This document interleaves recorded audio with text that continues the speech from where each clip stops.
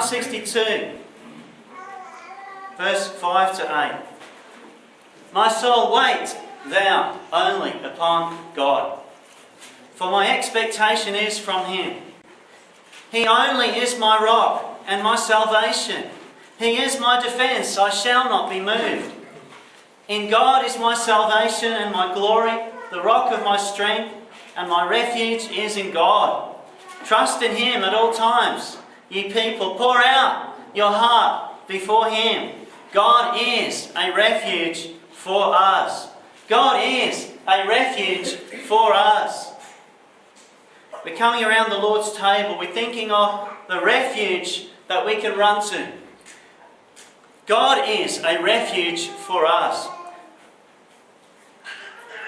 His strong arms will hold you to Himself. I exhort you to take refuge in Him today. Draw near to God, and He will draw near to you. Cry out, call upon Him, find refuge in Him. He is the refuge. Psalm 9 verse 9, it says likewise, the Lord also will be a refuge for the oppressed. A refuge in times of trouble. Times of trouble. Wouldn't that be this time? We're living in troubled times. We're living in a troubled world. And the Lord is a refuge for the oppressed. This word oppressed, it means crushed, injured, afflicted. He's a refuge for those who are crushed and afflicted and wounded and bruised. A refuge for us in times of trouble. There was a pastor one day, he just married a young couple. And he turned to the groom and he said, "Son, God bless you. You are at the end of your troubles." A year later, that same man returned upset. He moaned, "What a year I've gone through. And you're the man who told me that I was at the end of my troubles." The pastor said, "Yes, I did. But I didn't say which end you were at." You know, troubled times. Troubled times. Times of trouble. There is a refuge in troubled times. There is a refuge in troubled homes, in troubled marriages, in troubled lives. Even when the situation looks hopeless, He is the refuge. My God is a refuge. Our God is a refuge for us. Even when it looks hopeless, He is with you. He is with you. And in this at times troubled world, when life is hard, when you're feeling like you're one of the oppressed, He is a refuge for you. He is your refuge, if you will but call upon Him. Troubled times. Someone said everyone's worried about the economy this year. My hairline is in recession. My waistline is in inflation. And altogether I'm in depression. Troubled times. Even in the worst of times, He is your refuge. If you will but call out on Him, if you will but look to Him today, in the worst of times, when there's a tyranny and dominion of sin that afflicts our planet and takes lives, He is your refuge. He is the refuge for you and for your family. In Psalm 57 verse 1 it says, "Be merciful unto me, O God. Be merciful unto me, for my soul trusteth in Thee. Yea, in the shadow of Thy wings, in the shadow of Thy wings will I make my refuge, until these calamities be overpast." In the shadow of Thy wings will I take my refuge. Those American Indians had a particular way of training young boys for manhood.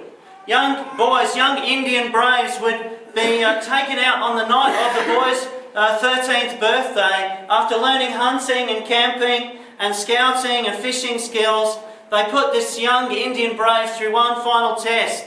He was placed in a thick forest to spend the entire night alone. And up until that time, he had never been away from his family or from his tribe. But on this night he was taken, he was blindfolded and thrust in the middle of a thick forest, several miles away. And when they took off the blindfold, he was in the middle of a thick woods.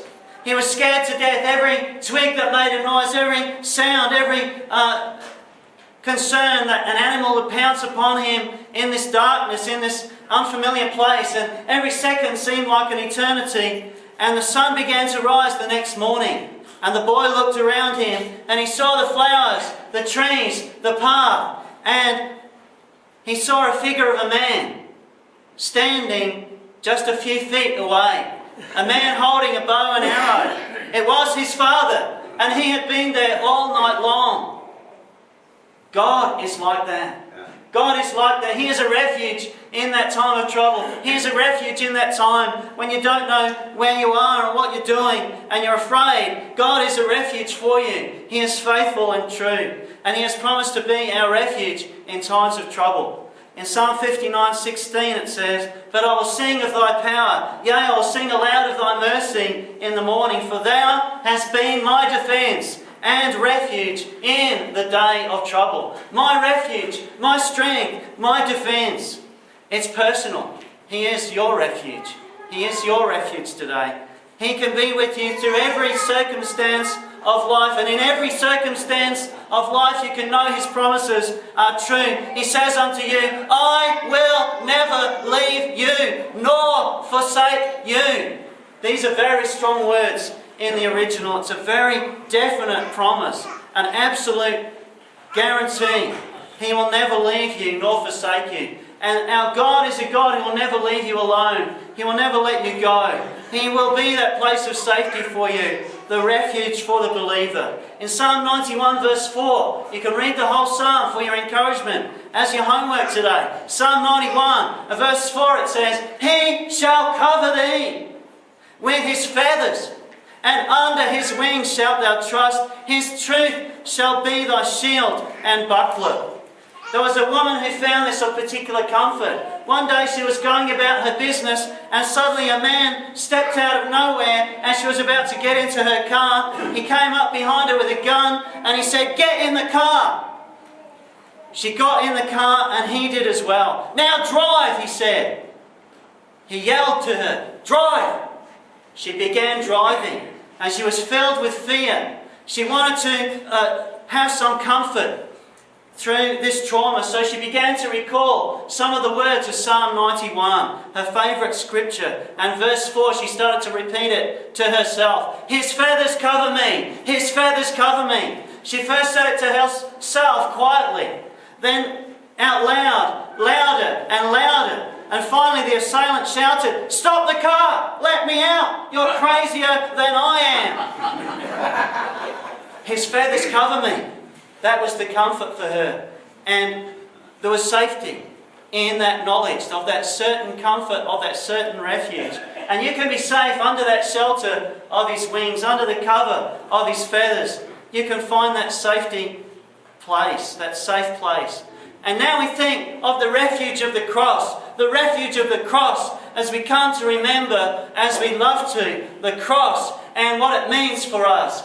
The cross. Someone said of the cross is the one safe place for sinners because the wrath of God fell there once and it will never fall there again. That's right. We come to the place of refuge today. We come to the cross, we come to Calvary, we come to the crucified, risen one, the one who loved us so much that He shed His blood, that we might have that place of absolute safety today, to find that absolute place of refuge. Now, I used to live in Queensland for a time, and when you got an alert over the radio, the cyclone's coming, you do something about it. That's right. You do something about it. When they say the cyclone's coming, people start battening down the hatches and putting loose things in the garden away and trying to take away anything that's going to be blown around, and sheets of tin that's going to slice someone if it blows in the cyclone. You want to be very safe when there's a cyclone coming. Friends, there's a storm coming. There's a storm coming to Australia. There's a storm of God's wrath against sin and sinful mankind. There's a wrath, the wrath of God. The wrath of God, the judgment of God is coming. And friends, if you're not under the refuge, if you're not in that safe haven, if you're not under the shelter, you will be facing the wrath of God. Simply put, flee from the wrath to come and run to the refuge. Run to the refuge. If you're outside of Christ today, you're under great peril and you're in great danger today. Flee from the wrath to come. The wrath of the Lamb. The wrath of God. And find the shelter of his wings. Come under the covering. Come under that covering. You know, we've seen of late in news stories about the tsunami. Who's seen some of those horrific sights of people when the tsunami alert comes? And for some, they just didn't think anything when the tide went right out. Some people thought nothing of it. They just thought, oh, it's a bit unusual. But friends, there's a tsunami coming. And when the tsunami comes, people need to run. You need to run away from the danger. Run to God today. Run to Him today. Run to the cross this morning. Run to the refuge. Run to the stronghold. Run to the fortress. Run to the shelter and make it yours. My shelter, my refuge, my fortress, my God. In Him will I trust. Run to Him. He is a refuge. He is a shelter to those who will place their trust in Him. It says in Deuteronomy 33:27, the eternal God is thy refuge, and underneath are the everlasting arms. The eternal God is thy refuge, and underneath are the everlasting arms. God personally cares. He doesn't delegate His care to an angel. His arms, His arms, His arms are everlasting. He is the one. He is the one you need today. The one who cares for His people. The one who gives us that assurance that no matter what, He is with you. Even in that thick forest, even in that place of darkness and fear, even in that place where you're feeling as one of the oppressed, as you're feeling it's a day of trouble, a day of affliction, He is your refuge today, if you will but trust Him. Trust His hope, His care, His comfort, His everlasting arms, His love. It's everlasting. Is Christ your refuge today? Make Him your refuge this morning. A message from a preacher called Lockridge. It says you can trust Him. He's the one who made us. It is He who made us and not we ourselves. The heavens declare the glory of God, and the firmament shows His handiwork. I'm telling you today, you can trust Him. No barrier can hinder Him from pouring out His blessing. He's enduringly strong and He's entirely sincere. He's eternally steadfast. He's the greatest phenomenon that has ever crossed the horizon of this world. He's God's Son. He's the sinner's Saviour. He's the centrepiece of civilization. I'm telling you, church, you can trust Him. He does not have to call for help, and you can't confuse Him. He's unique, He's unparalleled, He's unprecedented, He's supreme, He's preeminent. He's the loftiest idea in literature, He's the miracle of the age, He's the superlative of everything good that you can call Him. I'm telling you, you can trust Him. He can satisfy all your needs, and He can do it simultaneously. He supplies strength to the weak, and He's available for the tempted and the tried. He sympathises and He sees, He guards and He guides. He heals the sick, He cleanses the leper, He forgives sinners, He discharges debtors, He delivers the captives, He defends the people. He blesses the young, He regards the aged. I'm telling you, church, you can trust Him. He's the doorway of deliverance, He's the path of peace. He's the roadway of righteousness, He's the highway of holiness. He's the gateway to glory. You can trust Him. He's the governor of the governors, He's the prince of princes, He's the king of kings, He's the Lord of lords. You can trust Him. His goodness is limitless, His mercy is everlasting, His love never changes, His word is enough, His grace is sufficient, His reign is righteous, His yoke is easy, His burden is light. You can't get Him off your hands, and you can't get Him off your mind. You can't outlive Him. You can't live without Him. Herod couldn't kill Him. Death couldn't handle Him. And thank God the grave couldn't hold Him. There was nobody before Him. There'll be nobody after Him. He has no predecessor. He has no successor. You can't impeach Him. And He's not going to resign. You can trust Him. He's the Alpha and Omega, the beginning and the end. He's the first and the last. He's all things. He's the giver of life. He's the joy out of every sorrow. He's the light out of every darkness. He's the peace that passes all understanding. He's the giver of every good and perfect gift. You can trust Him. There's no God before Him. There'll be none after Him. He is the first. He is the last. There is no other God. You can trust Him. You can trust Him.